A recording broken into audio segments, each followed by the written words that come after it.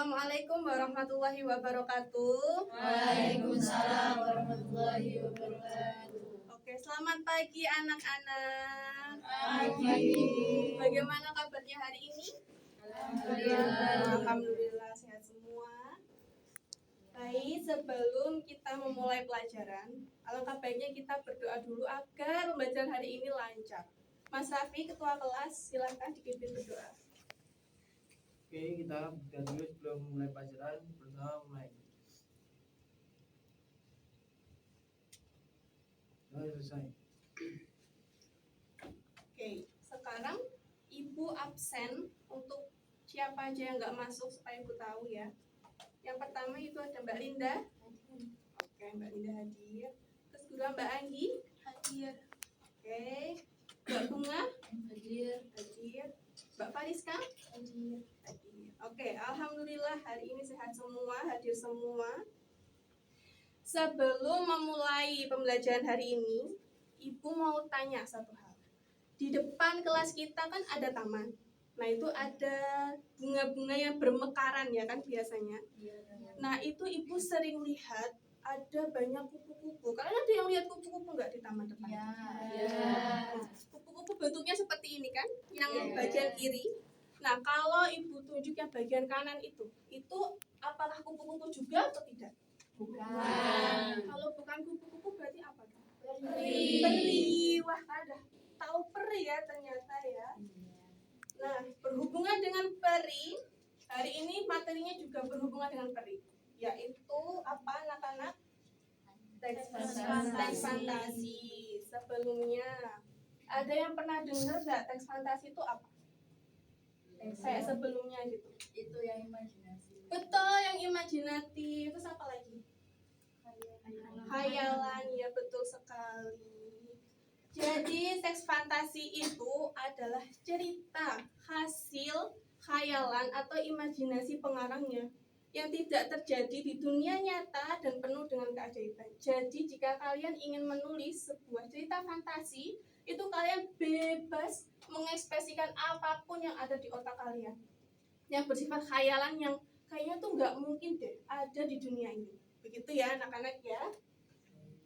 Terus yang kedua yaitu jika kalian membaca sebuah teks itu pasti, apalagi kalau teksnya teks fantasi, itu pasti ada ciri-cirinya. Yaitu yang pertama ada setting atau latar fiksi. Apa sih maksudnya? Latar suasana.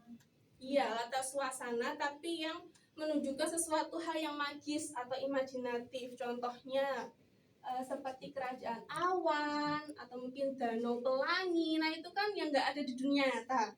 Nah, kita bisa mengekspresikan hal-hal seperti itu dengan bebas sebagai pengarang jika kalian ingin menulis cerita fantasi. Kemudian yang kedua yaitu ada makhluk mitos. Seperti yang tadi ada peri, ada penyihir, terus ada juga raksasa dan sebagainya. Terus yang ketiga yaitu ada tema yang relevan. Biasanya dalam teks fantasi itu tema-temanya itu relevan di kehidupan nyata. Contohnya tema tentang persahabatan atau tema petualangan atau bahkan perjalanan yang sering kali kita dapati saat membaca suatu teks atau cerita. Terus kemudian yang keempat yaitu ada unsur magis, itu yang sudah kita bahas tadi ya. Biasanya tokoh-tokohnya itu pasti ada kalimat yang seperti ini.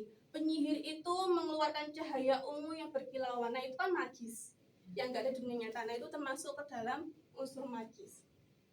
Sekarang Ibu sudah siapkan teks fantasi di sini. Nah, dari ciri-ciri yang udah tadi kita singgung sebelumnya, coba deh dalam teks ini ada nggak sih tokoh mistisnya atau tokoh magisnya di cerita ini?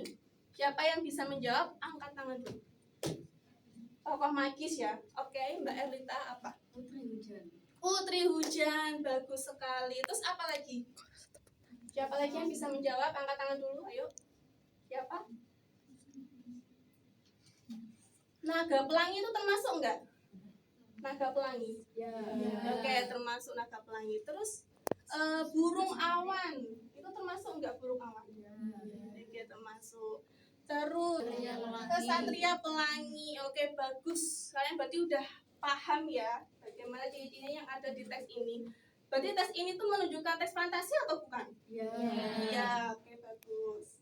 Terus yang kedua yaitu kita akan membahas tentang struktur teks fantasi. Seperti kebanyakan teks atau cerita pasti ada strukturnya. Nah, teks fantasi juga ada struktur. Yang pertama ada orientasi, kemudian komplikasi, dan resolusi. Orientasi itu apa? Apakah dia bisa menjawab? Orientasi, oke Mbak Erlina? cerita. Betul, awal cerita atau bisa dibilang pengenalan awal cerita seperti pengenalan tokoh atau mungkin pengenalan peristiwa yang awal gitu ya. Terus kemudian yang komplikasi. Komplikasi itu adalah bagian tengah cerita yang biasanya berisi konflik. Nah, konfliknya itu memuncak nih sampai menjadi klimaks. Itu biasanya ada di inti cerita teks fantasi itu. Terus kemudian yang ketiga itu ada resolusi. Resolusi itu apa berarti? Penyelesaian atau solusi. Nah, ini biasanya berada di akhir paragraf atau berada di akhir paragraf cerita ya. Oke. Di sini ada cerita lagi. Potong ya. Itu ada cerita lagi. Nah, dari cerita ini coba tebak strukturnya. Yang bagian orientasi ada di paragraf mana? Dari yang 1, 2, 3 ya. Paragraf 1 betul. Terus bagian komplikasinya? Paragraf 2 betul. Terus bagian resolusinya? 3. Oke, berarti udah paham semua ya ini. Pintar-pintar sekali, Masya Allah. Terus lanjut. Yaitu ada kaidah kebahasaan teks fantasi. Nah, kaidah kebahasaan teks fantasi ini ada 5, yaitu yang pertama penggunaan kata yang imajinatif atau kreatif. Nah, ini biasanya seperti kita tulis tadi, kita menggunakan kata-kata yang menurutnya tidak ada di teks-teks lainnya. Terus kemudian yang kedua, yaitu menggunakan kalimat deskriptif. Ini tuh apa? Jadi waktu jika kalian ingin menulis teks fantasi, itu kalian harus menggunakan kalimat deskriptif untuk menggambarkan suatu tempat. Contohnya saat kalian ingin menggunakan latar hutan kegelapan misal. Nah, kalian harus menulis bagaimana hutan kegelapan itu bisa dibayangkan juga nih oleh pembaca yang menulis cerita kalian nanti. Jadi harus runtut, lengkap, dan deskriptif gitu ya. Terus yang ketiga yaitu ada penggunaan majas atau gaya bahasa. Pasti kalian juga udah familiar ya sama bahasa ini ya. Udah kan? Udah. Nah, dalam teks fantasi ini biasanya gaya bahasa itu yang sering dipakai yaitu ada hiperbola. Ada yang tahu hiperbola? Tahu. Apa hiperbola? Angkat tangan dulu ayo. Oke, Mbak Erlita apa? Lebih-lebihkan. Dilebih-lebihkan. Oke, bagus. Terus biasanya dalam teks fantasi itu juga ada majas personifikasi. Apa majas personifikasi? Angkat tangan dulu. Mbak Erlita, oke? Hewan yang digambarkan seakan-akan seperti manusia. Iya, berarti adalah gaya bahasa yang memberikan sifat manusia atau kadar benda gitu ya. Oke, bagus. Terus yang selanjutnya yaitu menggunakan kata sifat yang ekspresif. Kata sifat itu apa saja contohnya? Yang bisa nyontohkan? Angkat tangan dulu. Kata sifat. Oke, Mbak Yuyun. Oke, cantik boleh, indah gitu ya, itu juga boleh. Terus kemudian yang terakhir yaitu penggunaan tokoh atau makhluk magis. Itu sama seperti yang tadi di ciri-ciri yaitu menggunakan peri. Terus ada yang menggunakan naga atau elf gitu ya. Oke, lanjut nih. Sekarang Ibu coba mau tanya ke kalian pesan moral dari cerita-cerita yang sebelumnya tadi. Coba yang ini cerita Putri Hujan. Menurut kalian tuh pesan moralnya apa dalam cerita ini? Yuk, yang bisa angkat tangan yang tinggi. Siapa yang bisa? Bisa? Mbak Linda? Saya. Iya, coba apa pesan moralnya? Dari pertualangan ini, Putri Mm-mm. Hujan dan Kesatria Iya. Pelangi belajar bahwa keberanian, kerjasama, dan menjaga keseimbangan dalam apa itu? Adalah kunci Menghadapi menghadapi ancaman. Oke, betul. Tepuk tangan dulu Mbak Linda. Masya Allah, bagus. Oke, Mbak Linda dapat dapat hadiah oleh Ibu Peri. Ting, yeay. Oke, yang sekarang saatnya diskusi. Untuk Ibu bisa tahu nih, kalian tadi menyimak atau tidak. Ya, jadi kalian membentuk 4 kelompok untuk menjawab beberapa pertanyaan yang akan Ibu bagi nanti. Sudah dibentuk kelompoknya? Sudah. Oke, sudah. Ibu akan bagikan LKPD. Nah, LKPD ini ada cerita fantasi yang tidak memiliki judul. Nah, nanti kalian diskusi nanti, Ibu ingin kalian untuk memberikan judul dalam teks itu, judul yang tepat dalam cerita ini tuh apa sih? Kemudian Ibu ingin kalian menguraikan juga ciri-cirinya, menguraikan juga strukturnya dan kaidah perbahasaannya. Oke, kelompok pertama silahkan. Kelompok kedua, kelompok ketiga, kelompok keempat. Oke, sudah.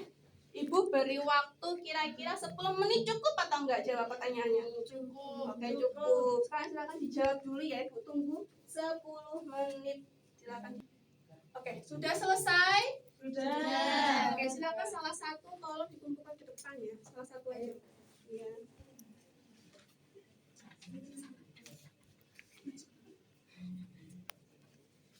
Oke, terima kasih ya Mbak Esa. Terima kasih. Oke. Dari lembar jawaban ini ya, semuanya banyak yang betul ya. Wah, kalian ini berarti pintar sekali, bagus sekali ya, berarti Masya Allah.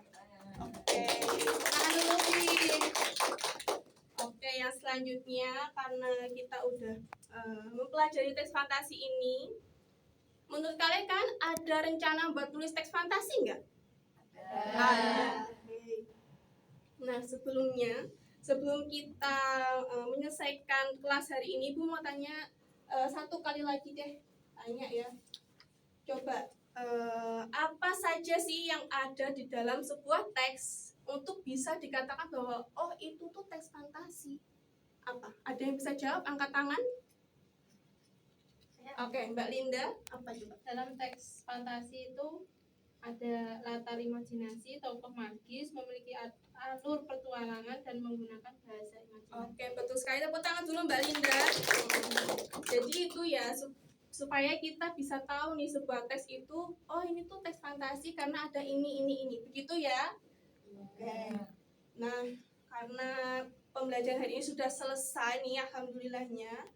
Mari kita berdoa dulu sebelum pulang supaya kalian tuh pulangnya selamat sampai tujuan ke rumah ya. Yuk silakan Mas Raffi dipimpin doanya. Sebelum kita mengakhiri pelajaran, mari kita berdoa dulu. Doa mulai. Berdoa selesai. Ayo kita baca hamdalah dulu bersama-sama. Alhamdulillahirabbil alamin. Sekian kelas hari ini. Assalamualaikum warahmatullahi wabarakatuh. Waalaikumsalam.